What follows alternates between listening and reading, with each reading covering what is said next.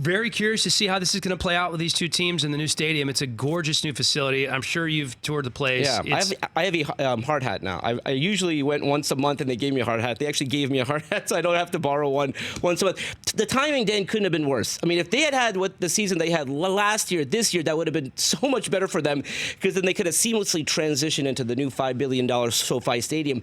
But having both teams have the season that they have had, they both got blown out and they're done. They're not going to make the playoffs, obviously. It's a tough situation for them. It is really tough, because when you look at the ticket prices that the Rams want to charge for, again, the product that they're putting on the field right now, it's not a bad team, but it's not the sort of championship team that we thought. And the Chargers are in a really tough spot. I mean, they really needed to have some success. Well, especially with the lack of sales, as you alluded to. Arash Markazi from the LA Times here with Dan Hellie filling in for Rich Eisen on the Rich Eisen Show. We've been talking about Phillip Rivers and his future here. He's obviously in a contract year.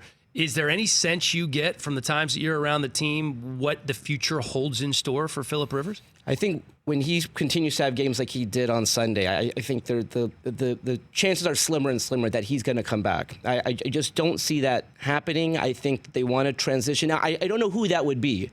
I've always said they need to make a big splash this summer. They need to make a big splash. Whether that's a Cam Newton, and Chris Brockman's going to hate to hear this, it should be their number one priority to find a way to get Tom Brady to Los Angeles. That is the one guy that would move the needle in this city. I mean, if you bring in a Tom Brady, that's like LeBron James, right? And I know it's for 2 years, but this is a critical 2 years for that franchise. You're trying to sell seat licenses. You're trying to sell season tickets. You cannot have 25,000 people in a 70,000 seat stadium, and that would not happen if they get Tom. So, again, we'll see what happens, but they need to make a big splash this summer. Is it more important for them to get a big name and make a big splash than it is for them to set themselves up for long-term success? So here's the thing. They go 12-4 last year, and I guess the problem was that the Rams went 13-3, and no one cared. They didn't move the needle, so they do need to make a big splash. It's like Wayne Gretzky with the Kings. You need to get people to the games first, and if you bring in Tom Brady, or if you bring in a Cam Newton, the reason I bring up these names is it needs to be a big name, a transcendent name where, like, if you're not a football fan, you know who they are. That's important. So listen, you need to win long term, yes, but you got to sell tickets. You got to sell these tickets first, because you can't have a half-empty stadium and no one's going to your games. What about Tua Tagovailoa? That's another big name. Is that big enough? Not big enough yet, because he's in college, right? And so no one knows him yet. And so I'm saying, again, this sounds so simplistic, but you just have to get people to the games. And so it's hard to create hardcore fans. First of all, people are talking about this 25,000 seat stadium. That is the worst situation for them. Why? Because the cheapest ticket for that Packers game was $400. The cheapest ticket for the Steelers game was like $200. Those are hardcore Steelers fans. Those are hardcore Packers fans. So those are not hardcore Los Angeles Chargers fans, because I don't know if there's a hardcore Los Angeles Chargers fan. It's hard. Like, they just moved here.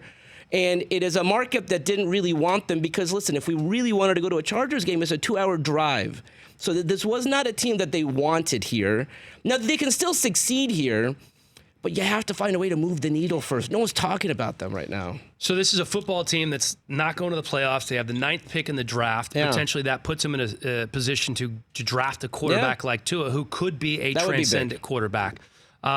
A Cam Newton would be an interesting thing to me, although what's going on there, and we just hear that Will Grier going to be the starting quarterback for the Panthers in place of Kyle Allen. Will Grier, I believe, a 3rd-round draft pick out of West Virginia, going to get his first start of his NFL career. But what this tells me is that the Panthers clearly don't have the next guy. Yeah. So they would, if they were going to unload Cam, who's still under contract, and actually it's a pretty reasonable contract for a star caliber quarterback in the NFL, around $19 million a year, they would have to trade.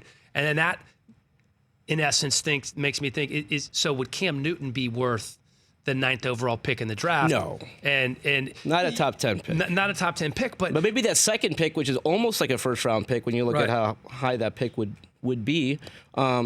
But the Chargers have to accept the mentality that the Rams did when they came here. Remember, like, they traded all those picks to get the number 1 pick in the draft. They really do need to make a big splash. That they get the number 1 pick, and that draft is in Las Vegas, and it's Tua.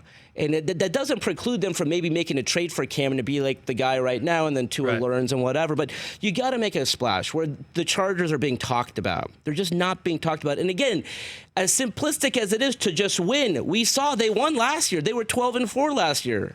They beat the Ravens in the playoff last year, and no one was talking about them. For more of The Rich Eisen Show, tune to Audience Channel 239 on DirecTV for free on BR Live or download the Rich Eisen Show app.